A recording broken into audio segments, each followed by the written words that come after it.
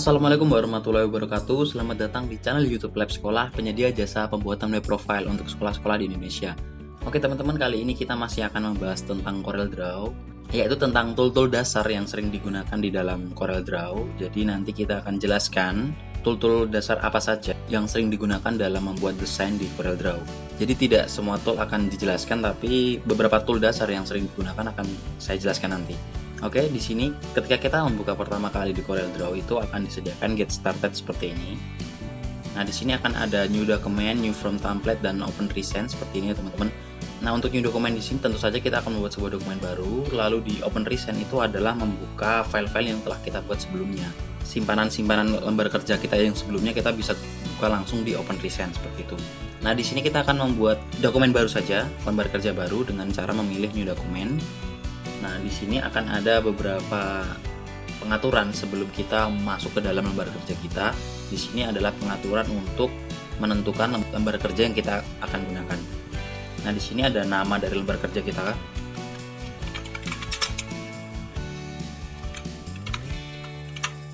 Lalu di size ini adalah ukuran kertas. Ada A5, A6, A3 extension dan lain-lain. Lalu misalkan kita ingin mengcustom ukurannya sendiri, itu juga bisa. Kita tinggal ganti di bagian white seperti ini. Nah, jadi kita bisa leluasa mengcustom ukuran lembar kerja kita nanti. Nah, selanjutnya di sini ada preset juga. Nah, selanjutnya di sini ada pengaturan lembar kerja juga, yaitu portrait dan landscape. Lalu selanjutnya ada number of page. Number of page itu adalah jumlah lembar kerja yang akan kita buat di satu file ini. Nanti saya akan jelaskan, misalkan kita pilih dua saja. Nah, berikutnya ada primary color mode. Di sini ada RGB dan CMYK. Nah, yang sering digunakan itu adalah CMYK. Nah, untuk lebih jelasnya teman-teman bisa browsing untuk perbedaan RGB dan CMYK karena memang profil dari ruang warna CMYK dan RGB sangat berbeda. Nah, yang sering digunakan itu adalah CMYK. Nah, berikutnya kita oke. Nah, dia akan membuat sebuah lembar kerja baru. Tadi kita di dalam dokumen pack itu mengisikan dua, jadi di sini akan ada dua pack seperti ini. Nah, itu gunanya untuk dokumen pack tadi. Nah, lalu selanjutnya kita akan mulai mengenal tool dasar yang sering digunakan.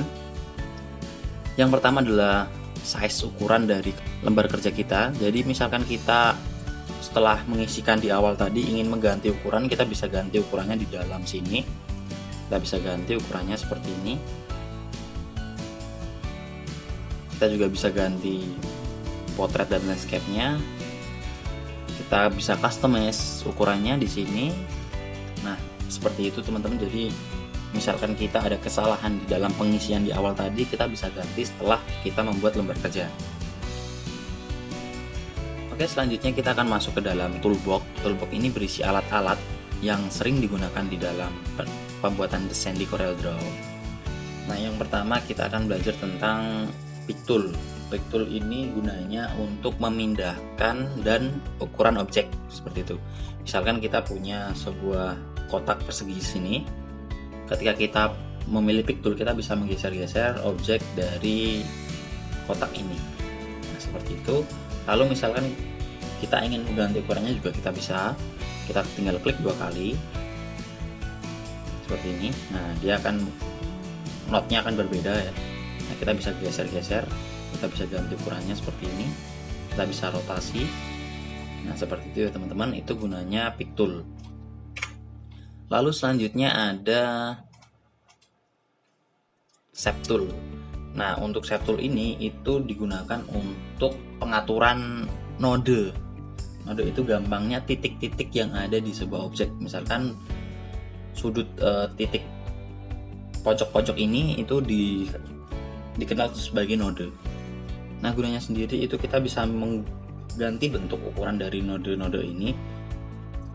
Misalkan kita ingin mengganti objek kotak ini menjadi trapesium, kita pilih convert to curve. Nah, di sini kita bisa geser seperti ini. Kita juga bisa menambahkan node baru. Seperti ini teman-teman. Misalkan kita ingin menghapus node ini, kita tinggal klik saja nodenya lalu kita tekan delete. Atau kita bisa pilih di sini delete nodes. Nah, seperti itu. Nah, di shape tool ini sebenarnya ada beberapa tool juga, namun yang sering digunakan adalah shape. Oke, lalu selanjutnya di crop tool. Nah, crop tool ini sebenarnya ya sesuai dengan namanya, kita akan mengcrop objek sesuai dengan apa yang kita inginkan. Misalkan kita hanya ingin mengambil segitiga ini, ya, kita tinggal seleksi segitiga ini lalu kita enter, maka selebihnya akan dihapus seperti itu. Lalu ada knife. Nah, di knife ini kita akan memotong sebuah objek dengan dua sisi. Misalkan di bagian knife ini kita pilih lalu kita tarik, nah, seperti ini ya teman-teman. Nah, selanjutnya bentuknya akan berubah seperti ini. Itu gunanya knife.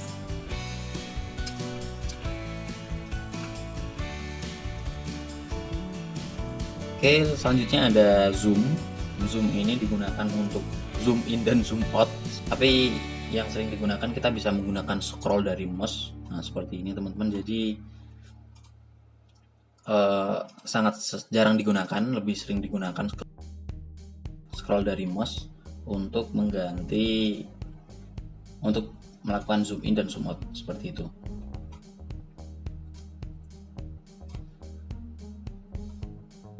Lalu selanjutnya ada tool untuk membuat garis, yaitu ada freehand, 2-point line, bezier, pen, dan lain-lain. Nah, saya akan sedikit jelaskan beberapa tool yang sering digunakan, yaitu freehand. Freehand ini kita akan membuat sebuah garis dengan menggunakan mouse secara langsung seperti ini. Nah, itu gunanya untuk freehand.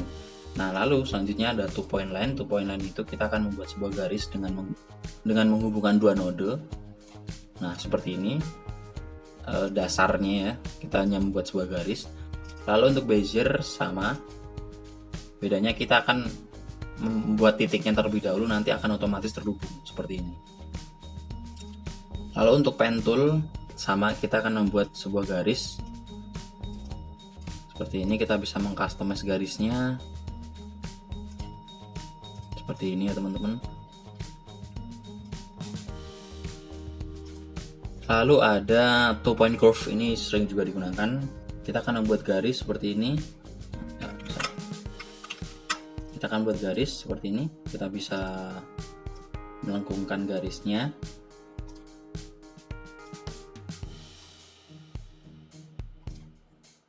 Nah. Oke, lalu selanjutnya mungkin itu saja yang sering digunakan di dalam pembuatan garis. Lalu di sini ada artistic media tool. Ya, ini sama sebenarnya membuat garis juga, tapi dia punya beberapa bentuk. Jadi tidak hanya garis monoton seperti ini, tapi dia punya beberapa preset bentuk. Preset bentuknya seperti ini. Misalkan kita ganti, nah seperti ini. Nah, dia akan punya beberapa seni di dalam pembuatan garisnya seperti itu. Lalu ada rectangle tool. Di rectangle tool ini kita akan membuat sebuah kotak, ya sesuai namanya rectangle, yaitu persegi. Nah, di rectangle ini juga bisa membuat sebuah persegi dengan ukuran yang sama antara panjang dan lebarnya dengan cara menekan kontrol lalu kita buat kotaknya seperti ini. Jadi kotak yang akan kita buat bentuknya presisi. Lalu ada ellipse tool. Ellipse tool sama juga, kita akan membuat sebuah lingkaran. Kita juga bisa menekan kontrol untuk membuat presisi dari objeknya. Lalu selanjutnya ada polygonal tool. Polygon tool ini juga di sini kita akan membuat sebuah objek namun dengan beberapa knot atau beberapa sudut yang kita bisa gunakan. Kita bisa tambah di sini. Seperti itu. Lalu di sini juga ada beberapa bentuk yang sudah disediakan, row seperti ini. Kita bisa ganti bentuknya.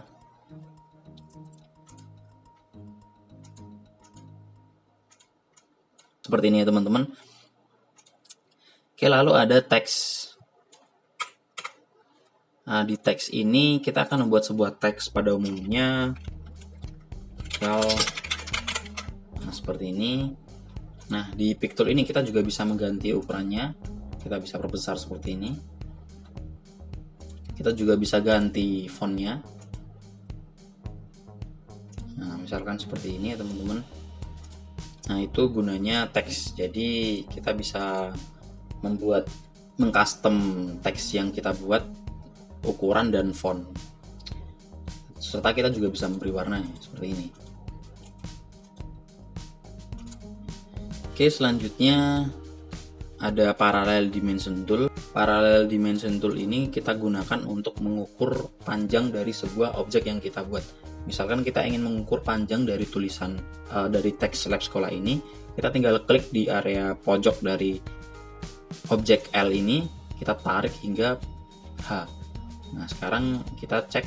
Nah, di sini akan ada muncul angka, yaitu angka ini adalah ukuran panjang dari lab sekolah, teks lab sekolah ini. Seperti itu teman-teman.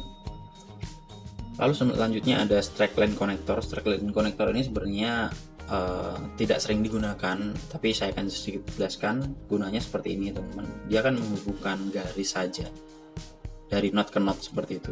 Misalkan seperti ini, misalkan kita ganti ke rounded rectangle, ya intinya dia akan membuat sebuah konektor saja dari objek satu ke objek lain seperti itu. Lalu di sini ada drop shadow. Lalu di sini ada drop shadow tool. Nah, di tool ini itu kita bisa memberikan efek-efek terhadap objek yang kita buat. Misalkan kita ingin memberikan Misalkan kita ingin memberikan objek di lab sekolah ini ya teman-teman, objek bayangan, kita juga bisa gunakan di sini drop shadow. Nah, untuk membuat bayangannya kita tinggal klik saja di bagian lab teks ini, lalu kita arahkan ke atas, ke bawah, atau ke samping seperti ini. Nah, dia akan membuat sebuah bayangan seperti ini ya teman-teman. Nah, misalkan kita ingin mengganti bayangannya juga bisa. Kita tinggal ganti warnanya saja seperti ini. Seperti ini ya teman-teman. Selanjutnya ada contour. Contour ini digunakan untuk membuat sebuah outline. Misalkan seperti ini teman-teman, kita punya sebuah kotak, kita beri warna, lalu kita ingin membuat outline dari kotak ini. Kita bisa gunakan contour.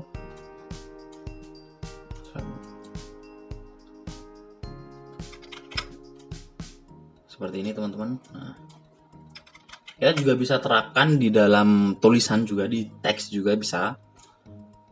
Seperti ini. Kita pilih contour, lalu kita tarik ke luar. Seperti ini teman-teman. Nah, kita juga bisa pilih jumlah dari outline-nya. Seperti ini.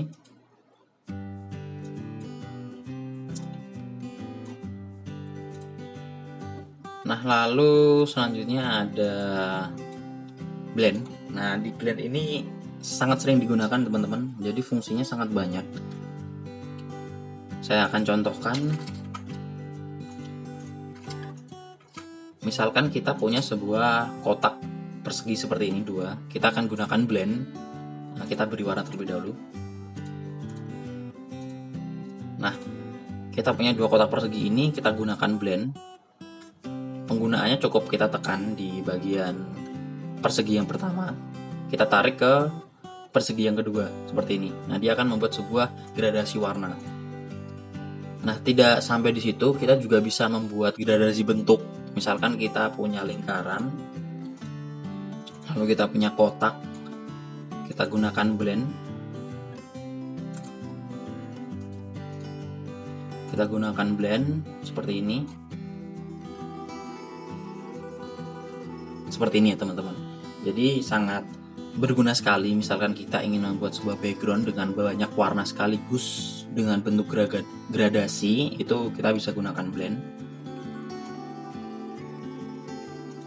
Nah, untuk memisahkan objek-objek ini kita tinggal tekan klik kanan, lalu kita pilih break blend group apart seperti ini. Nah, di sini dia sudah memisah, tapi untuk yang bagian di antara dua objek ini dia tidak memisah. Nah, kita tinggal klik kanan lalu kita ungroup saja.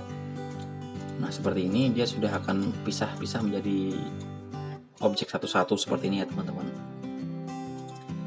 Lalu selanjutnya ada distort. Distort ini untuk menghancurkan bentuk, bisa dibilang seperti itu. Jadi membuat bentuk menjadi tidak beraturan. Misalkan kita buat di persegi ini, nah seperti ini teman-teman.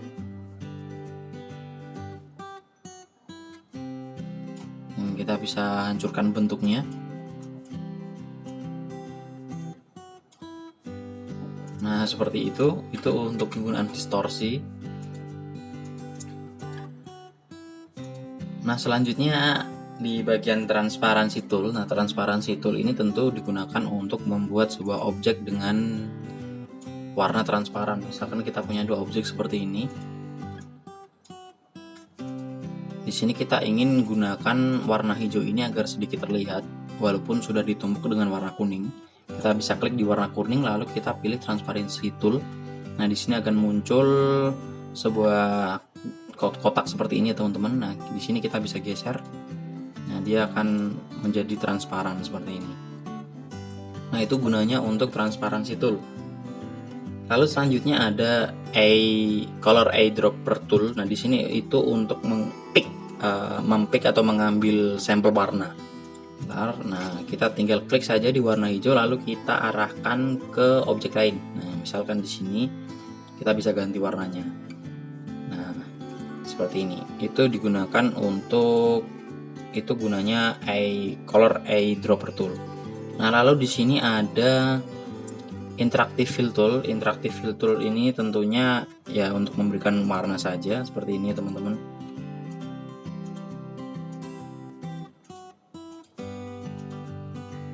Dia hanya digunakan untuk memberikan warna seperti itu. Lalu di mesh fill ini agak sedikit unik teman-teman.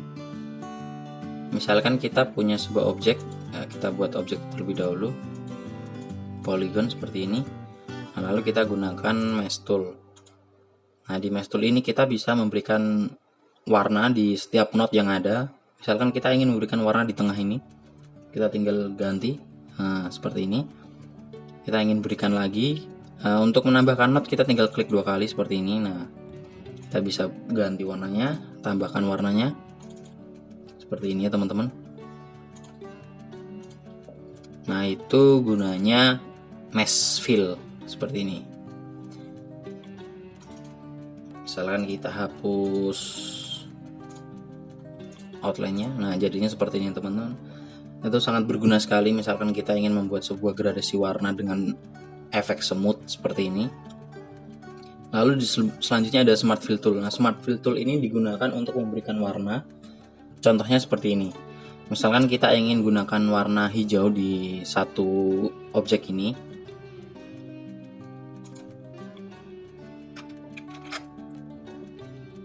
Misalkan kita ingin memberikan warna kuning di satu objek ini, kita tinggal ganti di warna kuning lalu kita arahkan seperti ini. Nah untuk kotak yang di dalam perpotongan ini tidak akan mengikuti warna yang ada di objek satu. Jadi kita bisa membuat banyak objek yang bersinggungan, tapi kita bisa gunakan warna-warna sesuai dengan keinginan kita. Seperti ini ya teman-teman. Nah itu gunanya smart fill tool. Oke teman-teman, mungkin itu tool-tool dasar yang sering digunakan di dalam CorelDRAW. Jadi saya tidak jelaskan semuanya. Harapannya teman-teman bisa mencoba sendiri tool-tool yang lain, dan teman-teman bisa berkreasi lebih lanjut lagi untuk tool-tool yang sudah saya jelaskan. Nah teman-teman juga bisa membuat sebuah desain cukup dengan tool-tool yang saya sudah jelaskan tadi. Jadi tidak harus teman-teman menguasai semua tool yang ada di CorelDRAW.